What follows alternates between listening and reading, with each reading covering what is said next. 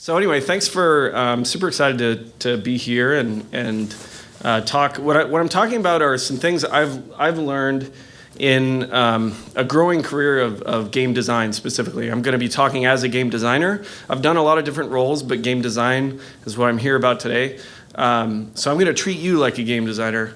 And I know some of you are probably, you're interested in games, but that's not necessarily your area. But so forgive a few of the platitudes I have that may be very specifically focused on game design. These are things that I've learned through, I figured out I've been like actively like lots of time devoted to designing games since about 99. Before that was like, make a mod for a D&D campaign, stuff like that. But really hobbyist, I would say. And in 99, I started doing indie board and card game development, which were these like ugly things in the corner. And that was like me selling PDF downloadable collectible card games. That's a niche for you. It's sort of the frontier of PDF commerce. And I learned a lot though, and certainly I gotta start my timer too. I got a lot about learning how to eliminate barriers to get out there and doing it. But since then, I've gone on to do a bunch of different games. The ones I'm most proud of, for sure, are probably clustered more in that direction. But I've had the opportunity to work on a lot of stuff. And these are things that, if I had to boil it down to the 10 or so things that I feel like I've learned through all that, that's what I'm sharing today. And then the stuff at the bottom, surprisingly, so I went to school and had about an 8-year career as an aerospace engineer. And then when I left that, it was like, why am I doing this? Why did I spend all that time memorizing formulas and learning things? And the one thing I've been really happy about is so much more of that has transferred over than I ever would have thought. So when you're a hammer, everything looks like a nail. Hit it like a nail. Okay, let's get into it. I'm a systems designer. I love mechanics. So it's kind of counterintuitive, but I actually find it's better to start with a good theme. And there's 2 reasons for that. First is, if you start with a good theme, the mechanics will flow naturally.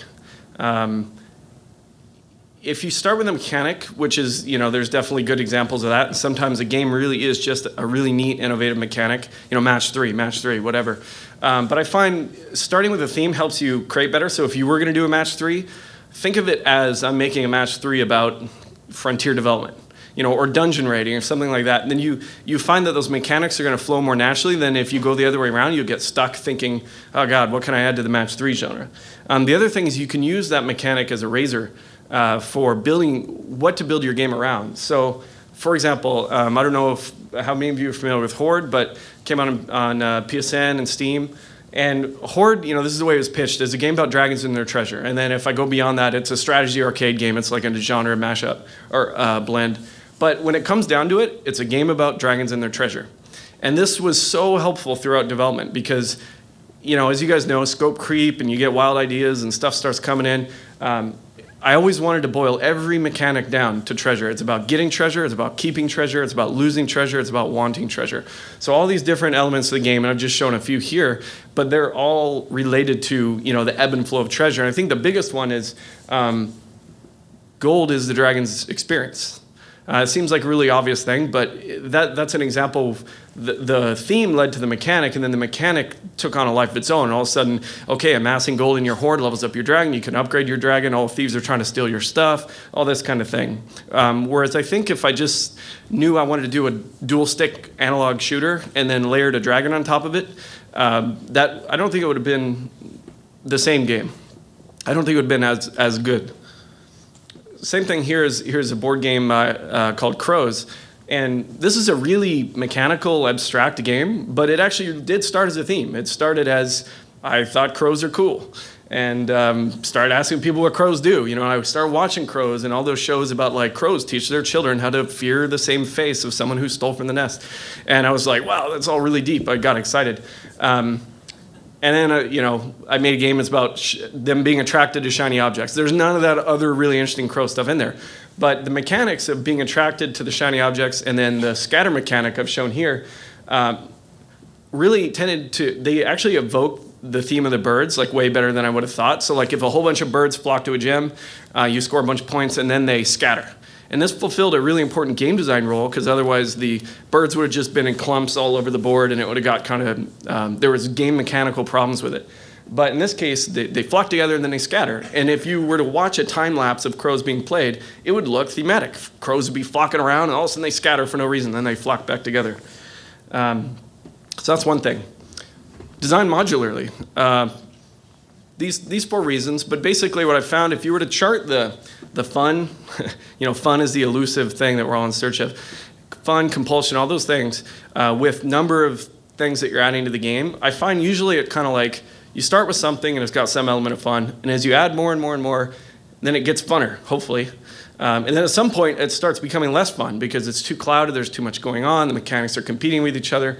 And if you build from the beginning in a modular sort of way, obviously you're always going to have some core that you probably can't ever take away. But if you layer everything on top of that, it becomes very simple to take things away, and you don't necessarily lose the whole tower. Now, if you start taking everything away, well, yeah, eventually it's going to go down. The other thing here is emergent play, which I'm really fascinated by, and I think you don't go out, setting up emergent play would kind of defeat the purpose of that. Or sorry, you don't go out with it exactly in mind, but you try to set up a field, a play field in which emergent play can emerge. So there's,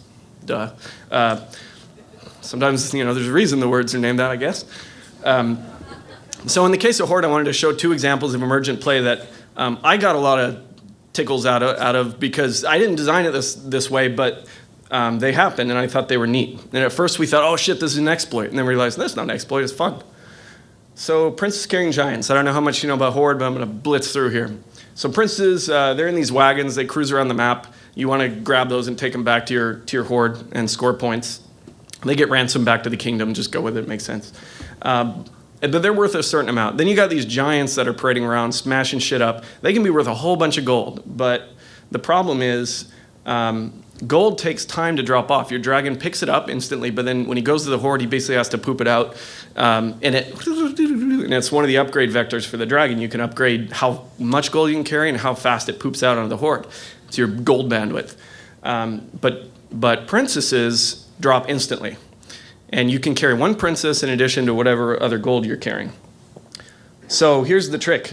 Giants are cruising around. They're worth a ton of money, but too much for you to carry in one load. So you kill a giant on a road. This takes freeze him and then get his health down so that when he crosses the road, you kill him. Then you wait for a princess to pick up that gold. Here comes a wagon, and they can pick up anything. Now that princess is worth 12,000 gold. Pick her up, bring her back to the horde, drop her off. That is something I didn't plan, that particular confluence of mechanics, if you will, but it ended up happening, and it's cool. So if you build modularly, sometimes those happy accidents happen. Same thing here with, I'm going to do time. I'm doing okay. Same thing here with thieves. Horde has a score multiplier. If you don't die and no one robs from your horde, that builds up, and you start scoring more and more gold every time you drop gold off. So there's these little nasty guys who run around the map. They're pretty fast, and they intentionally sometimes blend in a little bit to the background because there's all this shit going on. Wizard towers are shooting you, other dragons and stuff flying, and all of a sudden you don't notice a thief sneaks into your horde and steals gold, takes off. If he even gets 1 gold and escapes, it robs your score multiplier. So Kier, who's in the audience, I think thought of this one, or someone thought of this one. You wait for the thief to come to your horde, and he starts filling his bag. And there's you can learn the timing of this. It's a couple seconds.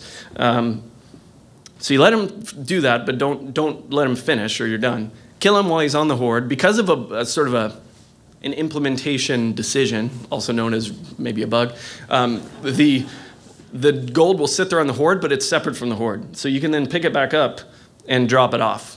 And to do that, you can leverage, if the thief steals 500 gold and you're at a times 4 multiplier, you can actually get 2,000. You can feed your own horde from itself.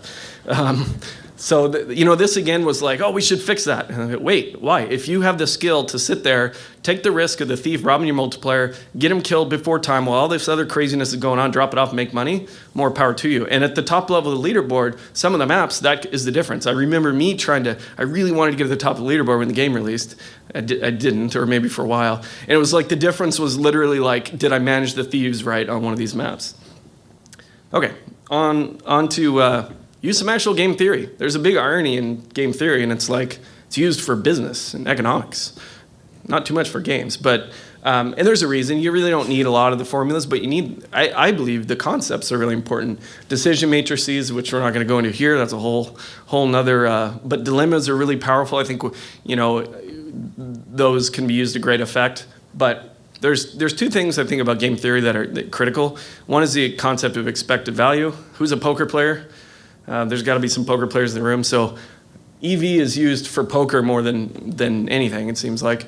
But basically, it's how do you weight a value to something happening? If you know there's a chance of getting an ace and fulfilling your full house, what is that worth? So EV is just the chance of an event happening times the value if it happens. It basically gives you an average of what that is. So one example here would be a progression curve. Let's say you're trying to estimate how quickly, it's a dungeon crawl, how quickly somebody is going to amass gold, because that ties into the loot buy or the item buying, all those sorts of things. So, it's very simple. If a chest can have a gem in it and there's 25% chance and that gem is worth 500, then you figure out how many chests are going to come out, and it's as though they got 6250 gold. Now, is that, they might end up with 12,000, they might end up with 0, but the average player, en masse is going to have that much. So that's one concept that is really good for balancing and for when you're doing all this paper stuff and Excel analysis and things like that, which I'll get to. That's key. Another thing is dominant and dominated strategies. I think there's a lot of actual confusion about that. But dominant is better in all situations, and dominated is worse in all situations. So the concept of OP thrown around is often kind of limited use. It's like, okay, is it always better to have this unit? Well, no. It's generally better because this unit performs better against these units, and those are common or whatever. So in this example, is the first one dominant or is the second one dominated? No, because the costs are different. So even though it's clearly better, and maybe you could argue you're not getting enough value for that savings for that extra 2 to build the shitty in it, it's technically not dominated from game theory. And then this one is same thing. Actually, no, here, is it dominated? It looks dominant, but there's other things to consider, and this is something in game design that I think is really critical, is don't forget availability, shadow costs, all these things that, like, you could have this situation where obviously that one unit is better, but if it's not available unless you're close to a stone resource or something like that, then it's still not technically dominant, it's just preferred. Yeah, we talked about that. So this is the main thing I think about game theory and good game design. Just listen to what he does. He seems to have a pretty good idea. It's all about having a reason to do something. When I was listening to Nels earlier, I thought his talk was really awesome. All about the deliberate choice. Like, why get in the way of the player trying to do what they're trying to do? Just let them do it and give them a reason to do that versus something else. This is a personal favorite, but admittedly, I take this too far. Oh, what number is this, by the way? 4. Okay, I'm checking. Oh, Lord. Okay, so at a simplest, I'm going to give an example. There's one game, Age of Empires, and it's some of the sampling things I used Excel for. This is probably all obvious, but I love it as a note-taking tool. Screw all the calculations and stuff. I just like to be able to cut and paste visually notes. Even Excel's against Word in that regard, unless I'm writing descriptions. But also for me, being able to get a bird's eye view of everything going on is really important. Here's more traditional use of like unit. This was unit balancing on Age of Kings, so it serves both as a list, but also all the calculations you can do. And I mean, probably a lot of you use a lot of Excel anyway, but don't underestimate the sorts of things it can do, such as very simple interactive things. Like here, you can use worksheet controls, which are really easy. Some of them don't even require any VBA scripting at all. This was a combat omatic. I went through a phase where everything was either omatic or an asaurus, like a weight-asaurus or a combat-asaurus, and then it became the omatics. So in this case, it was like a classic example of like when Shane was talking about some games don't reach playability till very late on. I'm very ashamed to say, like, we didn't even have a save game till beta on Age of Empires, Age of Kings. And some of those missions are 3 hours long, I'm ashamed to say. So I had to get creative with coming up with ways to play the damn game in absence of being able to play the damn game.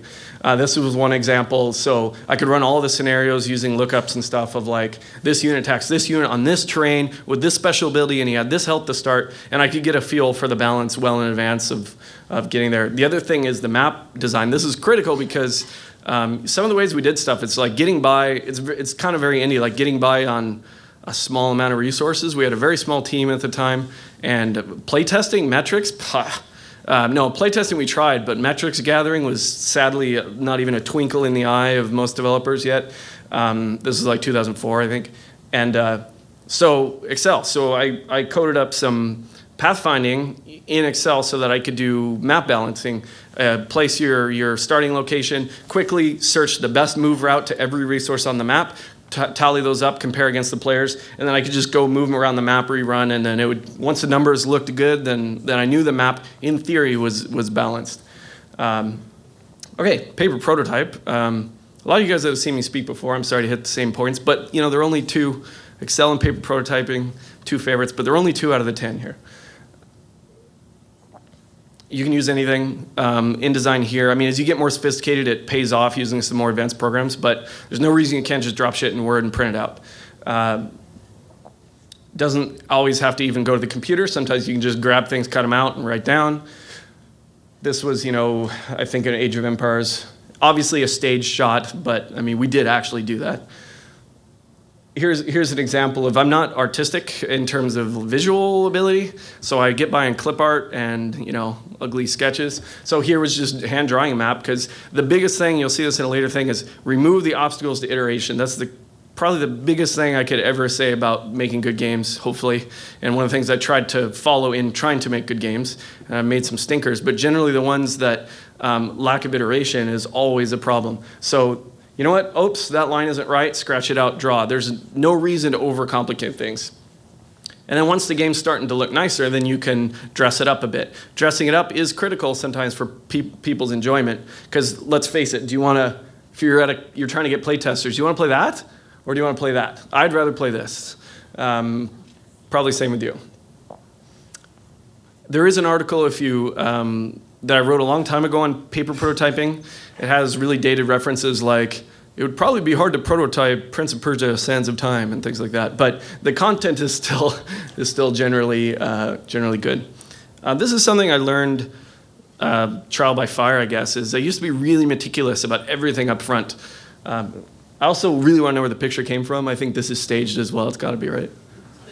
Like, it would be too awesome if a bull actually got in a china shop and then got the teapot hung on his head. It's probably a stuffed bull. Oops. So anyway, don't be too careful at first. Your goal is to figure out rough order of magnitude wrong. You're like, okay, is this, how much damage should a sword do? How long the combat's going to take? If it's turn-based and swords do this much and people have 27 health, is combat taking 10 minutes or is it taking 2 minutes, right? Don't worry about the finer things in life just yet. Once you've kind of gotten closer, then you start worrying about bracketing. Like, if any of you are photographers, and I'm not, but I've hung around photographers.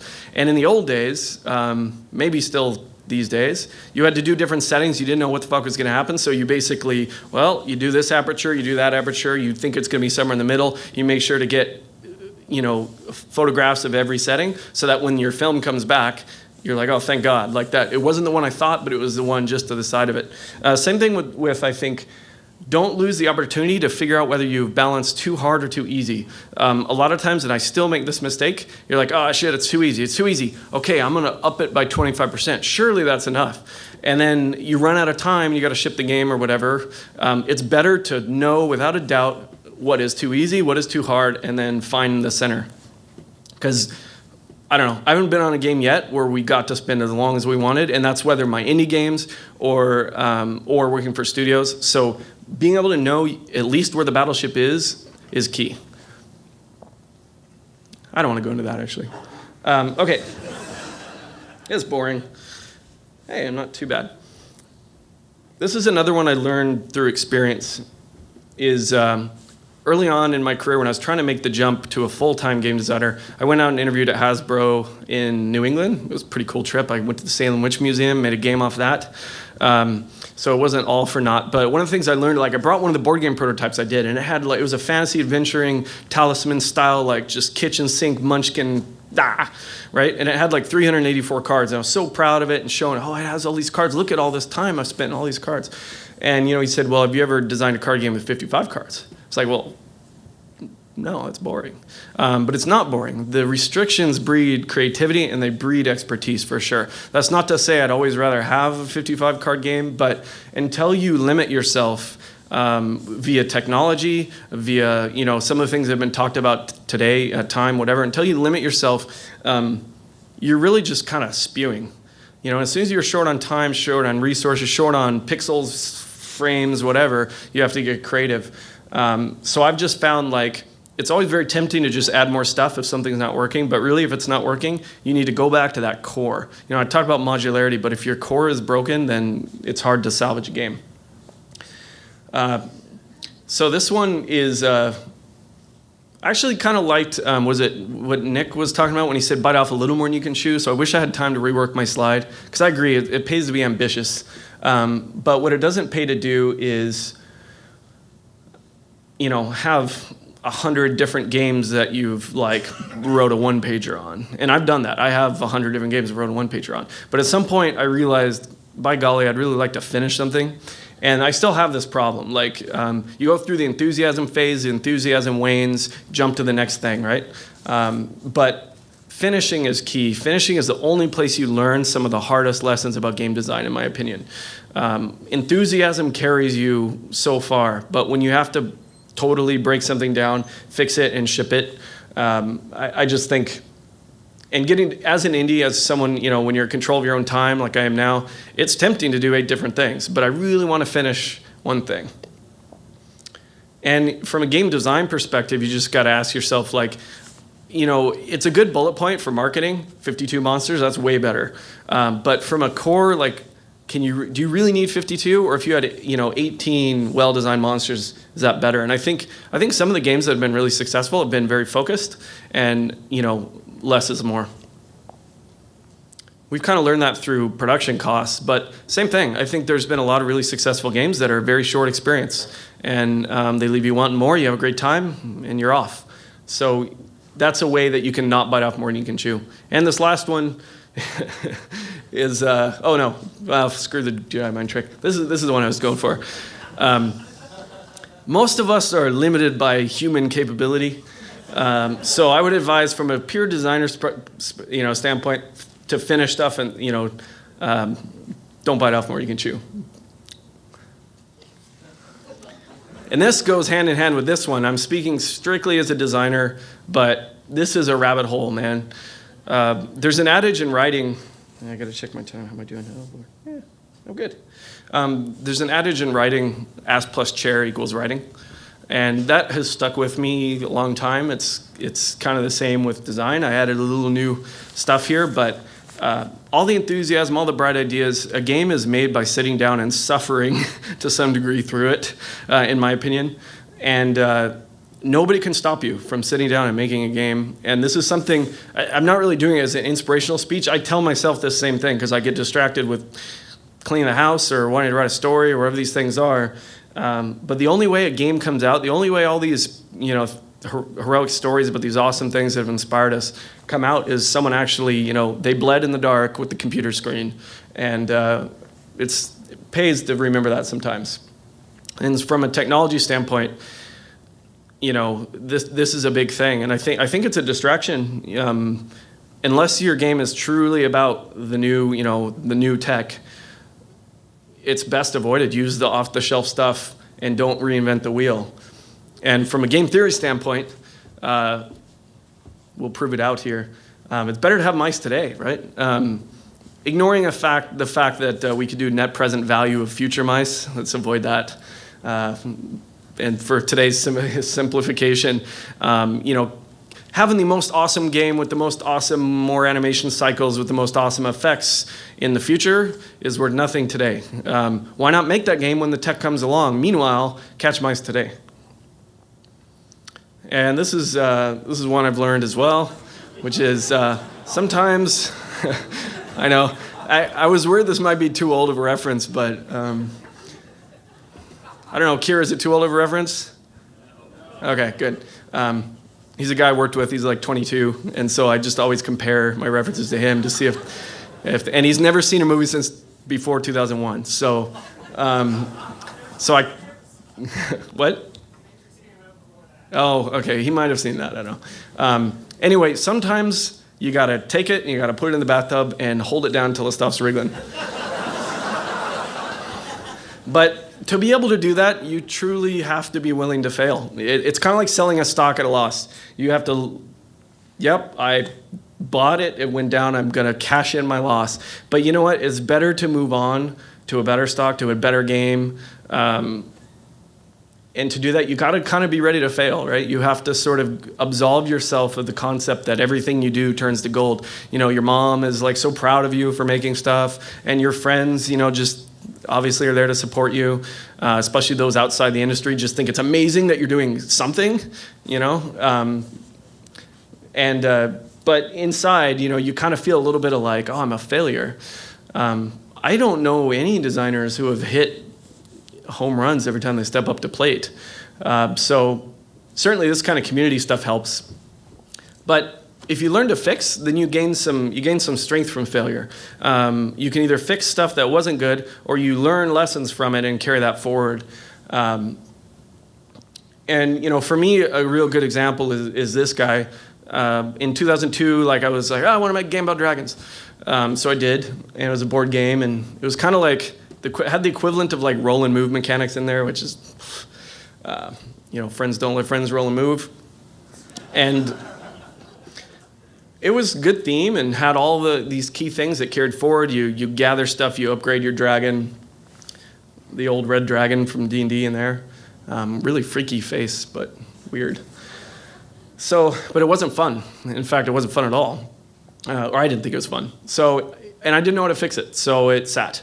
And then a couple years later, or a year later, I was like, fuck this, Euro-style is the new thing. I'm going to Euro-style my dragon game. And I did, and this game actually was pretty fun, but it had nothing to do with dragons at all. And it was really a stretch. I still would like to bring this guy back. It was surprisingly fun, but so then things sat till 2010, 2009, I don't know. I made this prototype. We had some downtime at work. We were looking for pitches. I made this up, showed it to the good folks at Sony, actually. Nick, who was in the room. Nick saw through the shit graphics and to the gameplay, and pretty soon it came out, and then pretty soon it did okay. So that all started from at least 2 rounds of board game failures. And I got to wrap it up. This is a bonus slide, so it's like freemium, I don't know. Like you paid for the talk, you get this at this limited time only. Good game design to me comes down to air pressure and magnetism. You are putting positive pressure in areas that you want to blow the player away from. You're magnetizing them towards things you want them to do. If the game's not fun, it's because you didn't give them interesting things to do, you didn't give them reasons to do it, and you didn't make it, you know, it's all about thinking in terms of flow. Same thing with like car traffic and stuff like that. Anyway, so thanks for letting me come.